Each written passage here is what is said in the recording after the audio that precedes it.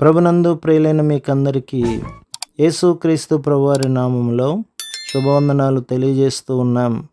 దైవజనులు బ్రదర్ భక్త సింగ్ గారి పరిచర్యలో నుండి అలసిన వానిని ఓరడించు మాటలు. జూలై 27. వారి మనస్సులో నా ధర్మ విధులను ఉంచెదను, వారి హృదయముల మీద వాటిని వ్రాయుదును. హెబ్రీ పత్రిక 8వ అధ్యాయం 10వ వచనం.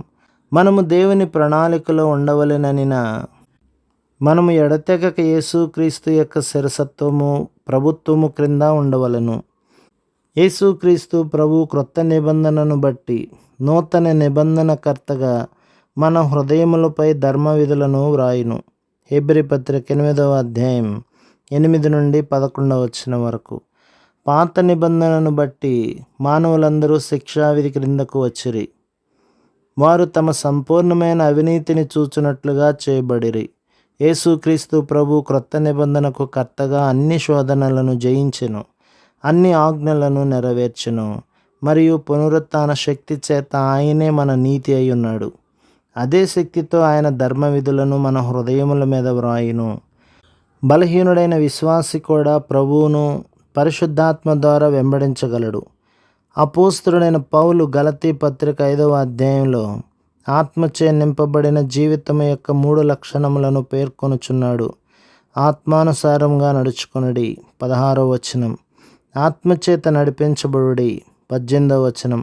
ఆత్మను అనుసరించి జీవించుడి 25వ వచనం. మనము నడుచున్నప్పుడు అడుగు వెంబడి అడుగు వేయదుము గాని దుమకము.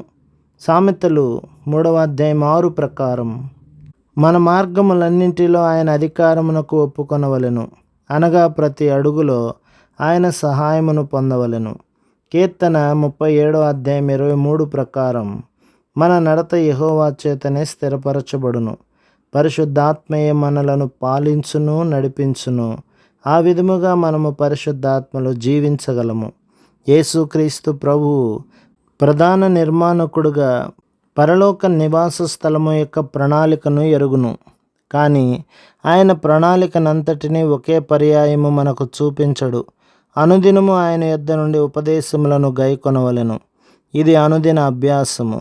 కానీ అనేక పర్యాయములు మన అనుదిన పనుల కొరకు, పరిచర్య కొరకు మనము దేవుని సహాయమును, జ్ఞానమును, నడిపింపును పొందుటలో తప్పిపోదుము. మనము దేవుని సంపూర్ణ ప్రణాళికలో నున్న యెడల మనము దేవుని నిజమైన సమాధానమును అనుభవించగలము. అందుచేతనే సొలొమోను కాలములో మందిరము కట్టబడుచున్నప్పుడు సుత్తె, గొడ్డలి మొదలగు ఇనప పనిముట్ల ధ్వని ఎంత మాత్రమును వినబడలేదు. రాజుల మొదటి గ్రంథం 6వ అధ్యాయం 7వ వచనం. దేవుడు దావీదుతో, నీ కుమారుడైన సొలొమోను చేత మందిరము నిర్మింపబడునని చెప్పెను.